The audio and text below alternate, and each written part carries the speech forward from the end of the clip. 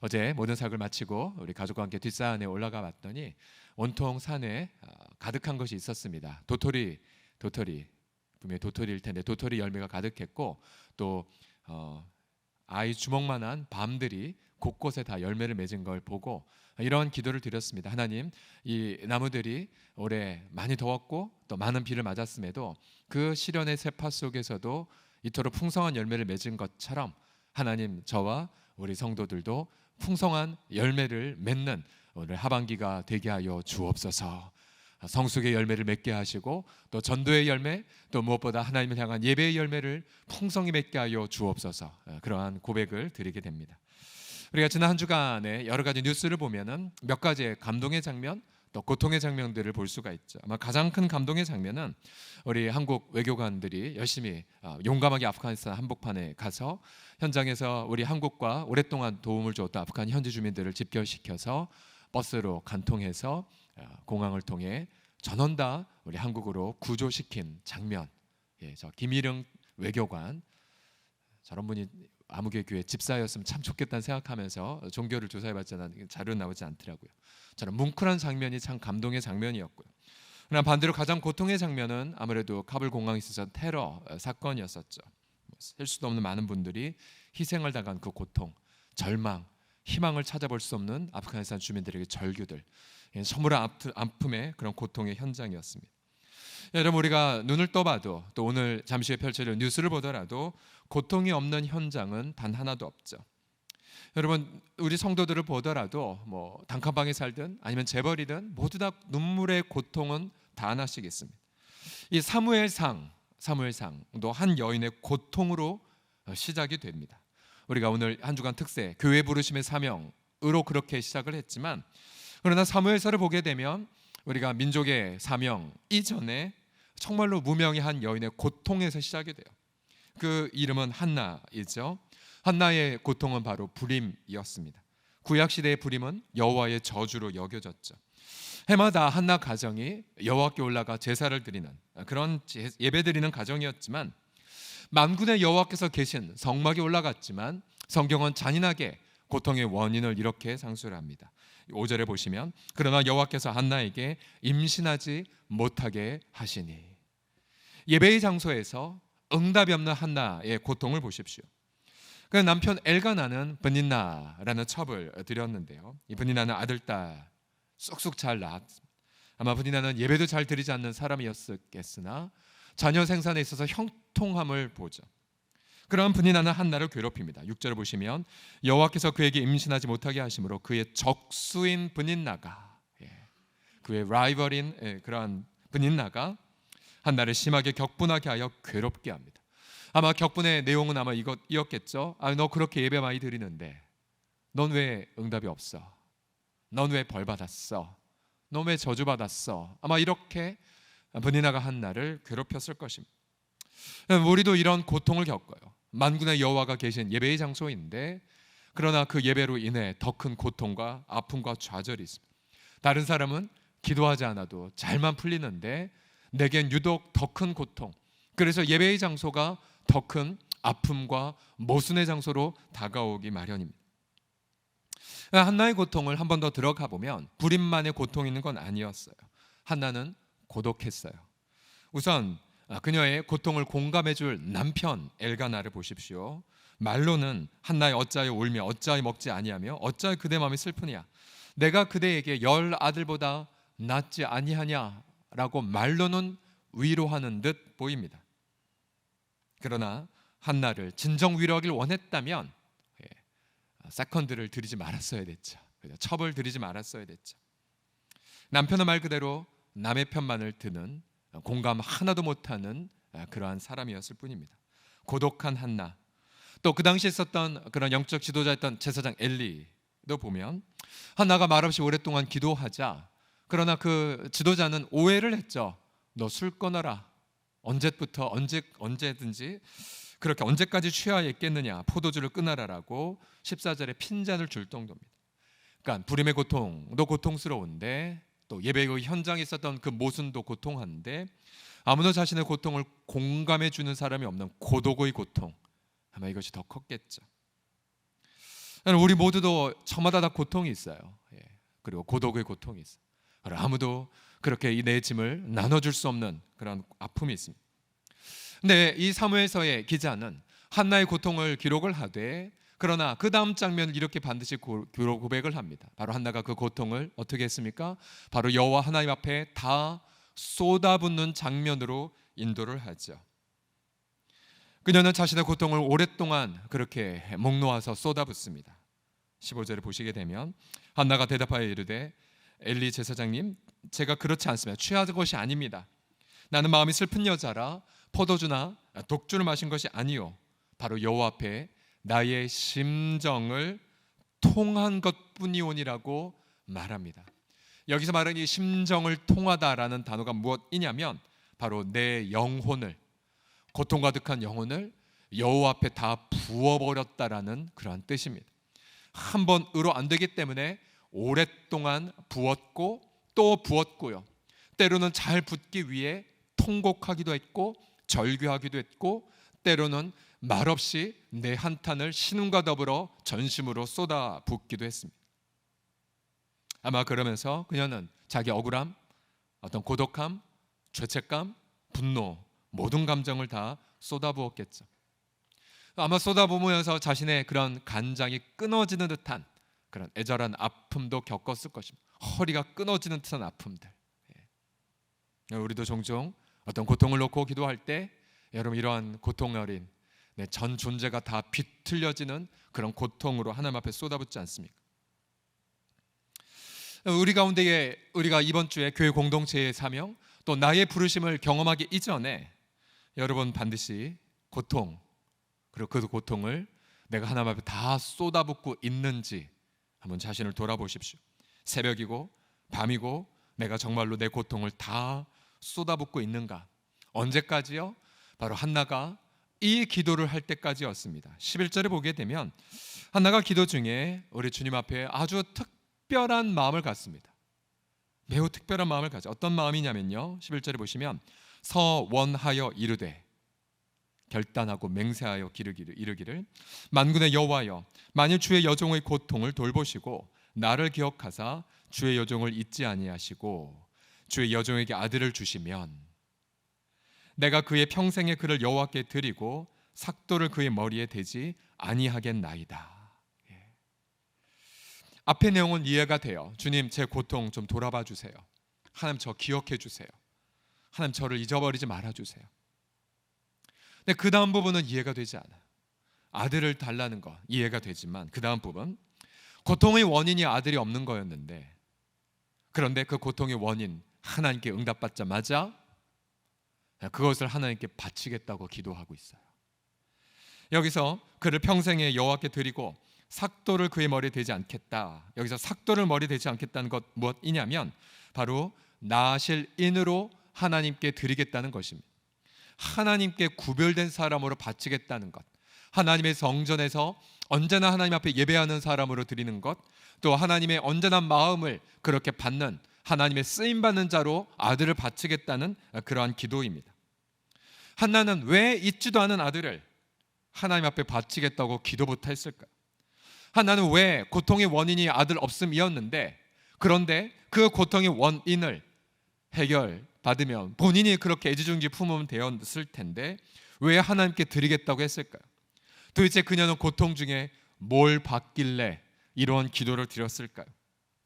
그 당시의 배경을 보게 되면 엘리 제사장 시절이죠. 사사 시대였어요. 근데 사무엘서는 안타깝게도 한나와 엘가나의 가정에 포커스를 두기 이전에 엘리 제사장, 그리고 엘리 제사장에 있는 두 아들의 이름을 거론합니다.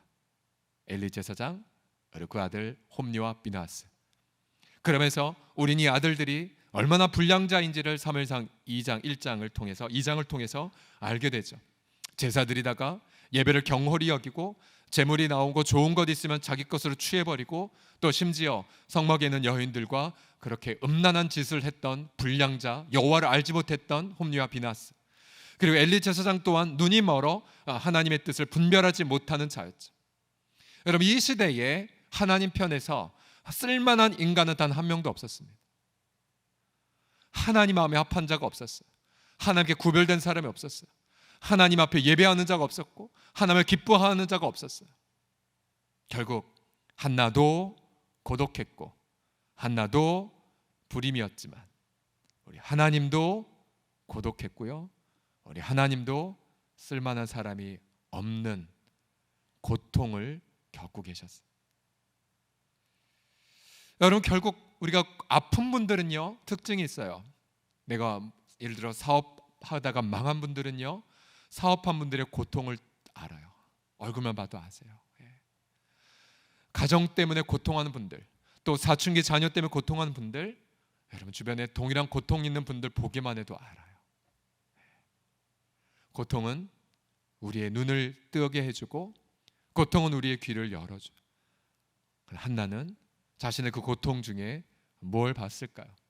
자기도 아들 없어 고통하는데 그녀는 자녀 없음으로 고독한 하나님의 고통을 보았고, 그는 기도하면서 하나님의 고통의 편에 서게 되었고, 그 하나님의 고통의 편에 자신이 응답이 되기를 결단하며 아들을 바쳐버리게 됩니다. 자신의 아들을 바치면 자신의 고통의 원인이 해결되지 않음보다 하나님의 그 넘치는 고통으로 인해 자기가 하나의 곧 응답이 되기를 원하며 결단의 기도를 드렸던 거죠. 바로 이 지점에서부터 바로 한나의 사명과 소명이 잉태됩니다. 한나가 하나님의 고통에 응답하자 그녀는 더 이상 근심하지 않았어요. 그리고 하나님은 그녀에게 아들을 선물로 주시죠. 그리고 그 사무엘을 잘 양육한 이후에 그리고 하나님께 바칩니다. 27절을 다시 한번 같이 읽어봅시다. 시작. 이 아이를 위하여 내가 기도하였더니 내가 구하여 기도한 바를 여호와께서 내게 허락하신지라. 그러므로 나도 그를 여호와께 드리되 그의 평생을 여호와께 드리나이다. 아멘.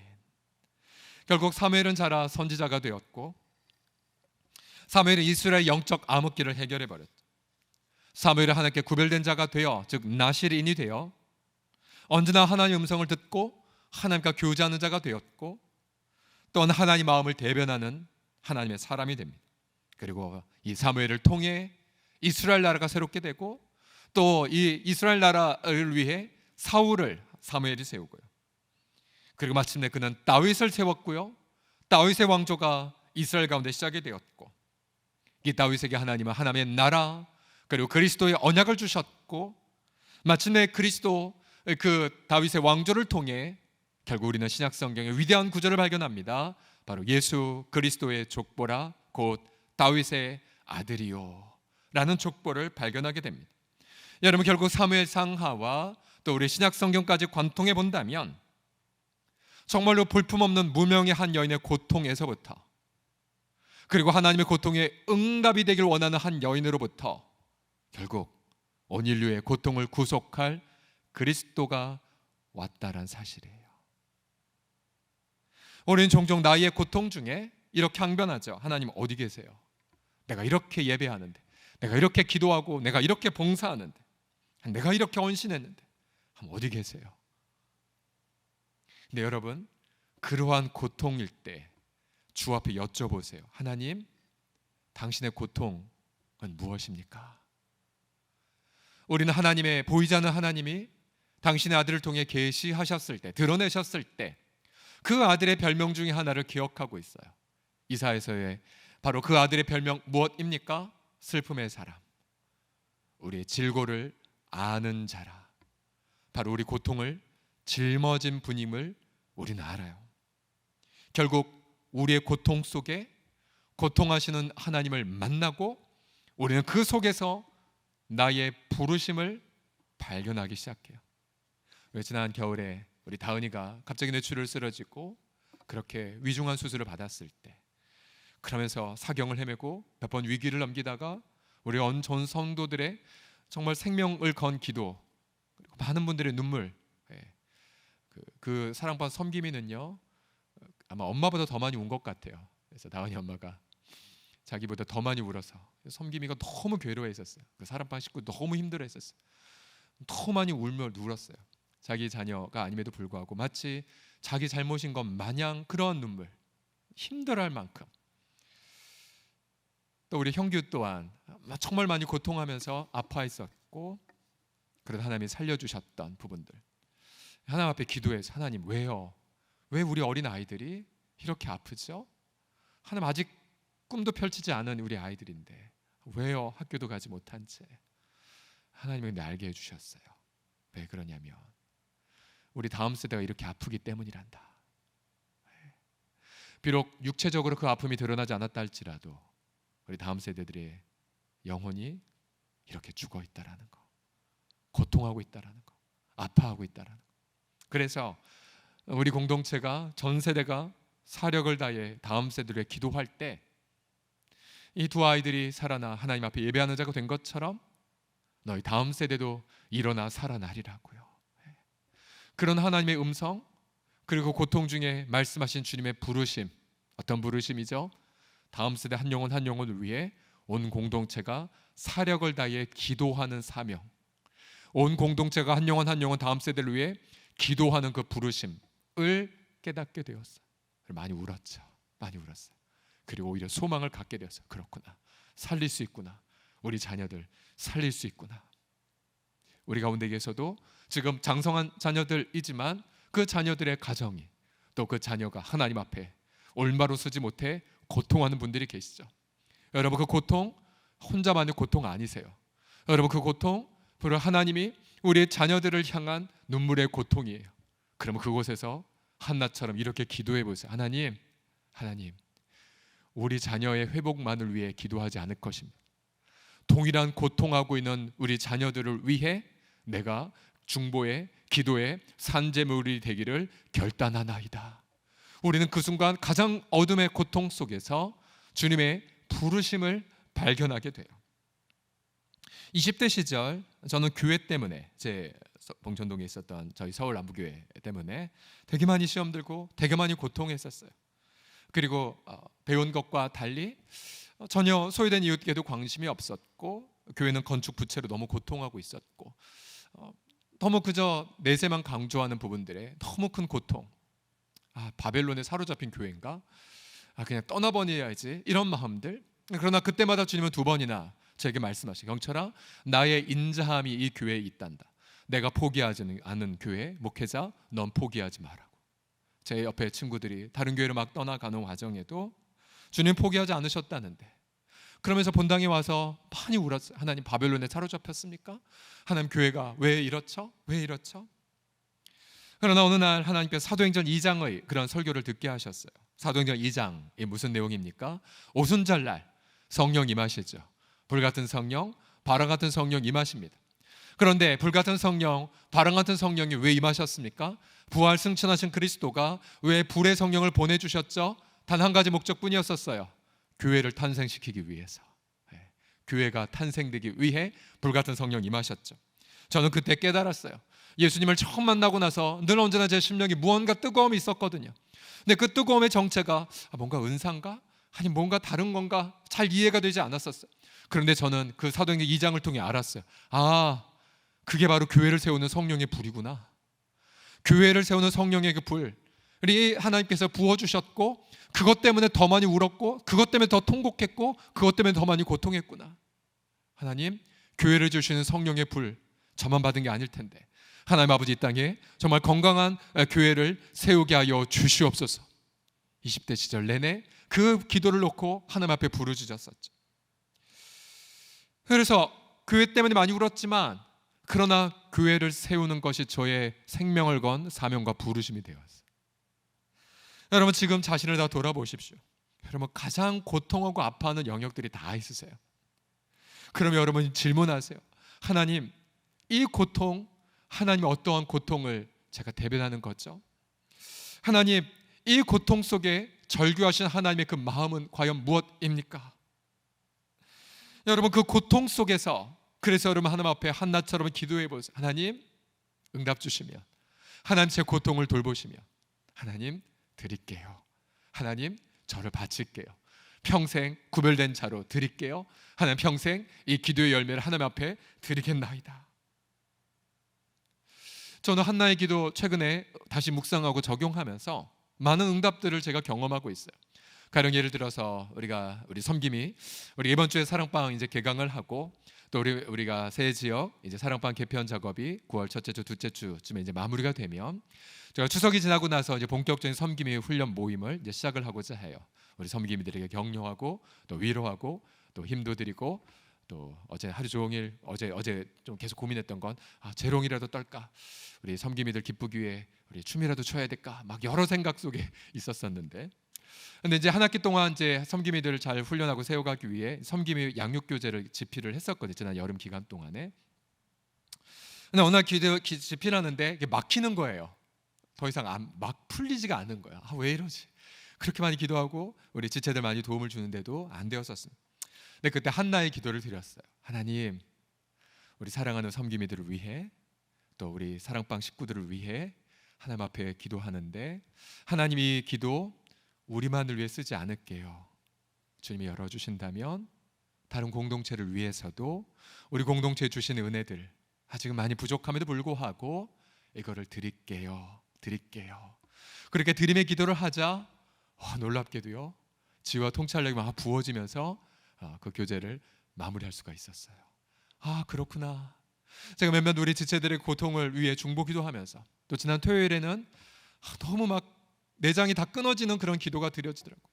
통곡이 나오고 우리 몇몇 지체를 위해 중보기도 하면서, 근데 그런 기도를 드려서 하나님, 가장 고통을 주는 그 지체들이 회복이 되면 하나님께 바칩니다.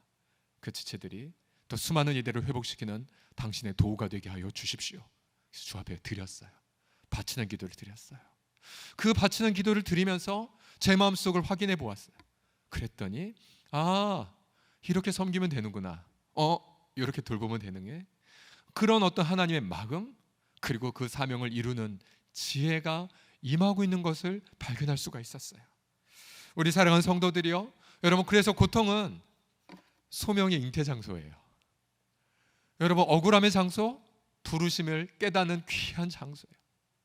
정확해요. 그래서 여러분, 저는 이 시간에 우리 본당에 있는 지체들, 또 온라인으로 예배드리는 우리 사랑하는 지체들, 이 시간 하나님 앞에 한나의 기도를 드려보세요. 우선 자신의 고통을 다 쏟아붓는 기도를 드리시고요, 그리고 그 고통 속에 고통하시는 성자 하나님의 음성을 들으시고 바치세요. 드리세요. 그 속에서 여러분의 위대한 부르심과 사명을 개인적으로나 공동체적으로, 민족적으로 발견하게 될 것입니다. 기도하겠습니다.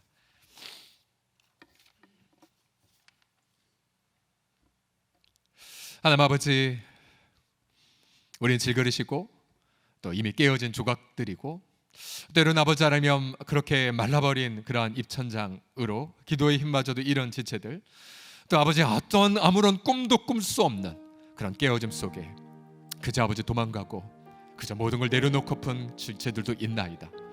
하나님, 왜요 그렇게 기도했는데, 하나님 왜요 그렇게 헌신했는데, 그러나 하나님, 내가 나의 그런 고통을 놓고 아뢰기 이전 나의 질고를 아시는 성자 하나님, 이미 내 인생 속에 오시사 당신의 절규를 나누기 위해, 당신의 고독을 함께 느껴가기 위해, 당신의 아픔을 그렇게 나누기 위해 우리를 고통 중에 부르신 주님, 주 앞에 나아가 우리 마음을 쏟나이다.